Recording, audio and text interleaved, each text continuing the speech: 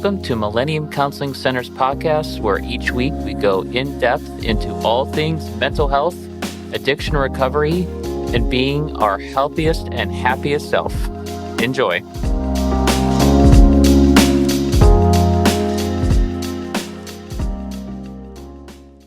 Derek, you work with a lot of people, and so inevitably somebody's going to slip. Someone's going to run into a situation where they make a mistake or they do something that isn't part of the plan. How do you navigate that with people? And obviously, we all make mistakes in life. We all do things that we look back on and realize, hey, that wasn't the smartest thing. That wasn't what we really wanted to do. And we learn from it. But when we're in early recovery, those things probably have more significance. They probably have more weight to it. What do you do when someone comes in and talks about that? I think the challenge is really around how we react to that.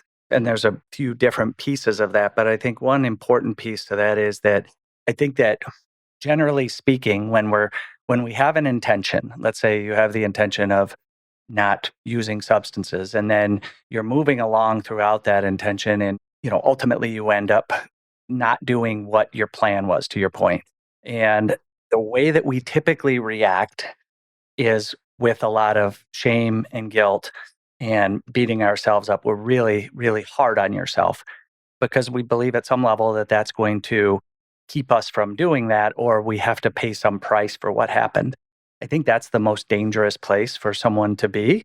I think when you take a step forward in a direction that you don't feel good about, then that kind of getting down on yourself, the shame and the guilt, and really getting caught up in that piece of it is most likely to keep someone stuck. And so we have to kind of be aware of the fact that that's a typical reaction. And then we also have to make sure that we know how not to do that, and how do we stay away from that, and how do we move forward and get back onto the path that we had intended to be on in the first place. Yeah. I guess one of the things that I hear in that, and it resonates, is an all or nothing thinking, right? If on today, I'm going to not eat sugar, or starting today, I'm not going to use substances. And that day, a week later, 2 weeks later, you end up doing that thing. That doesn't resonate in our minds with this all or nothing thinking of I'm never doing this again, because it just happened. And now we have to somehow reconcile that within ourselves. And it doesn't tend to work out very well because, like you said, you're beating yourself up, you're taking on shame, you finally committed, this is going to be the time. And that's a really hard thing to figure out.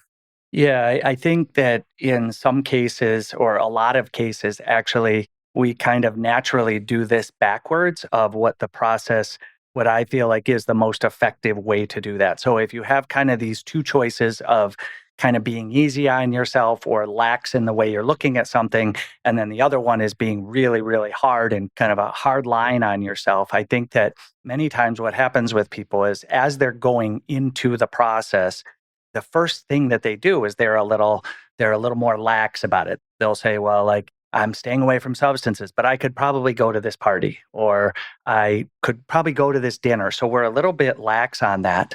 And sometimes that leads us down the path you're talking about. And then the reaction to that is a really harsh, hard line, kind of getting down on yourself and really being kind of strict. I think we have to flip that. I think to really be effective, we want to flip that around. And so prior to anything that happens, that's when we need to be like really hard lined. We need to understand what the dangers are. We have to understand what the risks are when we go into these situations. And unless you're really sure that you're prepared to go into that without putting yourself in jeopardy of making that decision, then we need to make sure that we're doing that and we're being extra, extra careful. On the flip side, when and if that does happen, then I think that's when we need to be more kind and forgiving and loving of ourselves, because at that point, then the most important thing is getting back on track. And the thing that's going to keep you stuck there is all that shame and guilt and really getting down on yourself. So I think we have to flip it, kind of be hard-lined prior to those situations. But then if that does happen, at that point, I'm not saying to justify it or make excuses. I'm saying that the way that we talk to ourselves is much different than how we would talk to somebody else. If you had a friend who went through the same thing, most of us wouldn't start berating them and telling them they're a horrible person and that they're a failure. We wouldn't tell them that because we know that's not helpful. Yet at the same time, that's oftentimes what people do in these situations when they take that step. Yeah. And I think there's a lot of fear.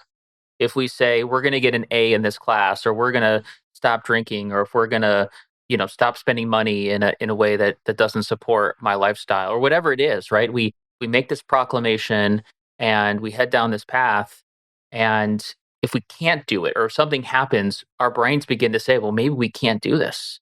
And one of the things I hear with a lot of people is kind of just throwing in the towel, right? And one of the main reasons why I think that happens is because people don't talk about what's going on because they have shame, because they're beating themselves up. They don't tell their partner, they don't tell a friend, they don't tell a family member, like, hey, this is going on with me. And so all of it is done internally.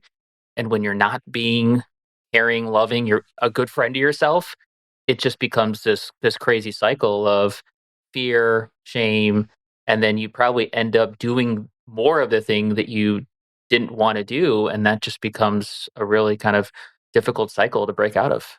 Yeah, and I think for the most part, when people are doing this type of work, whether it's in mental health or whether it's substance abuse or when they're trying to work through some issues, like one of the things that ideally happens is that we're able to instill some faith in them, faith in the process to say, listen, here's kind of what would ideally happen, and if you follow that path and if you do these things, then life will get better, things will get better. And so you're asking someone to have some faith in a process that they don't necessarily know, understand, or believe that it's going to be helpful. And then if they're able to do that, if they're able to have faith in that, then what we know after doing this for many years is that what we're saying will happen will.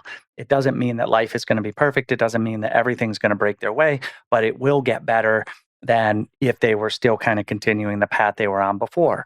And to your point, when something happens that pushes back against that faith, it takes a lot of energy and a lot of effort to have faith in something that you don't naturally believe. And so we're kind of going out on a ledge. It's really about being vulnerable. And so to have faith in a process is a form of vulnerability. And anytime we're vulnerable and then we get smacked for that, something happens that kind of pushes back against that, then we kind of recoil.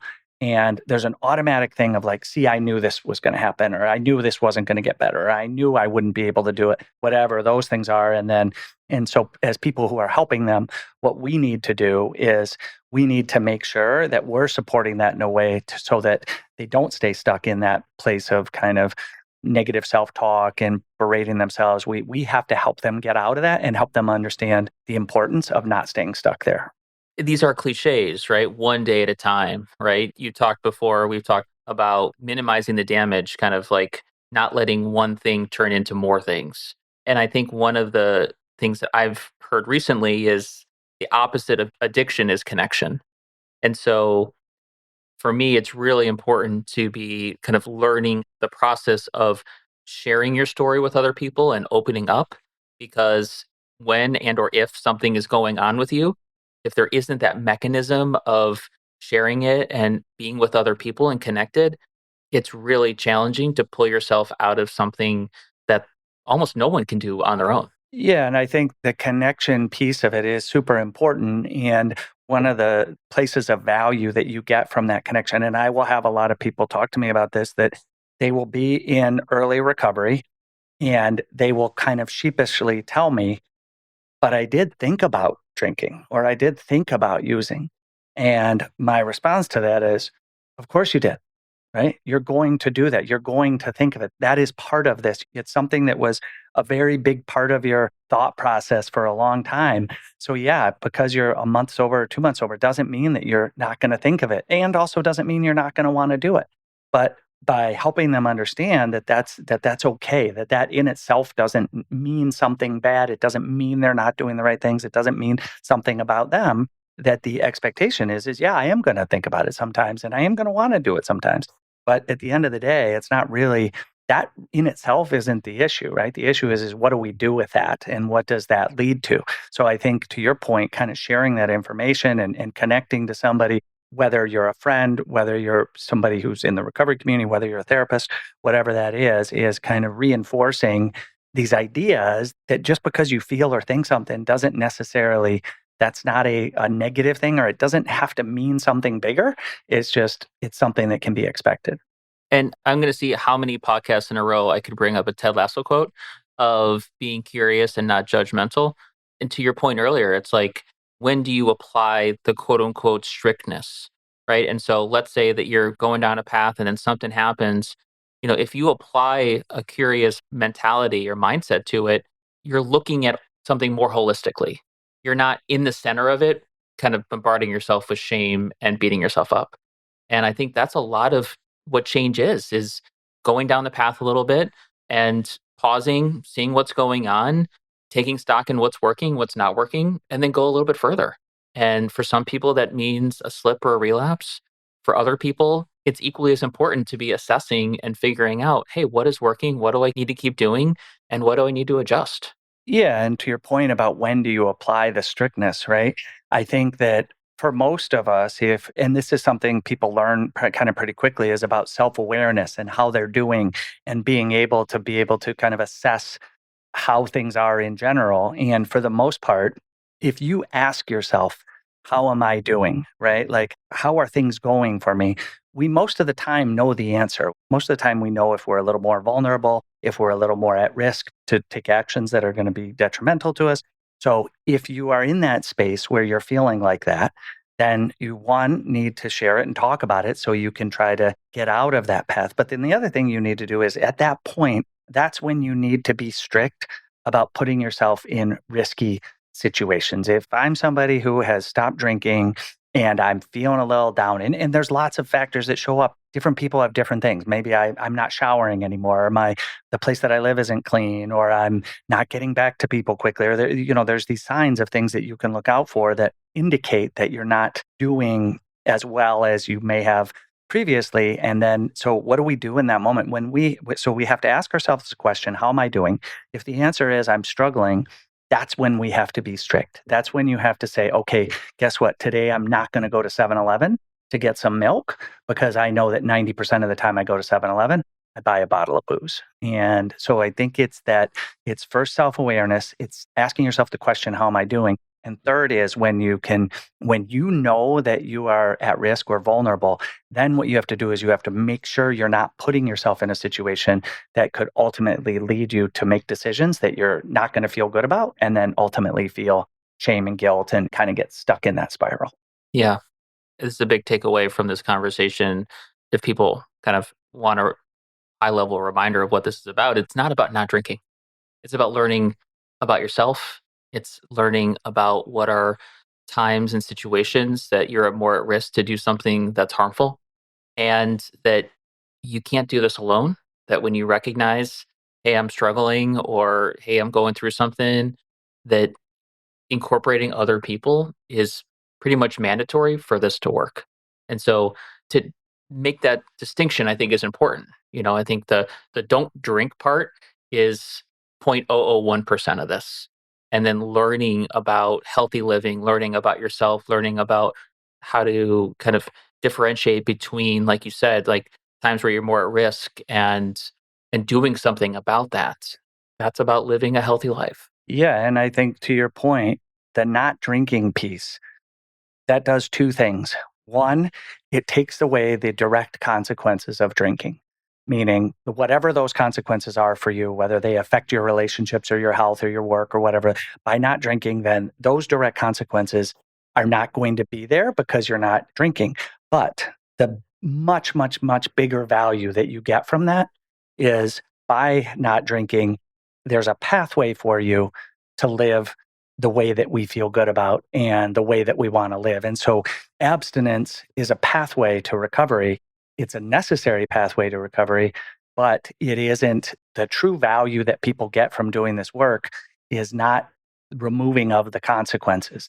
the true value that people get is that they get to a place where they can live a life that they feel good about. They can feel good about themselves. They can be honest and compassionate and reliable, and all of those things that are impossible to do if you're abusing substances. You can't do those things if you're abusing substances. So what that does is it just gives us a pathway to get there. But the really important work is that kind of what we categorize as recovery work is not just the abstinence. You need the abstinence, but really where the value comes in for people when people have, kind of gone far down the path, and they'll tell you why their life has gotten better and what's different is that they have learned how to become a better version of themselves, and they can feel good about that.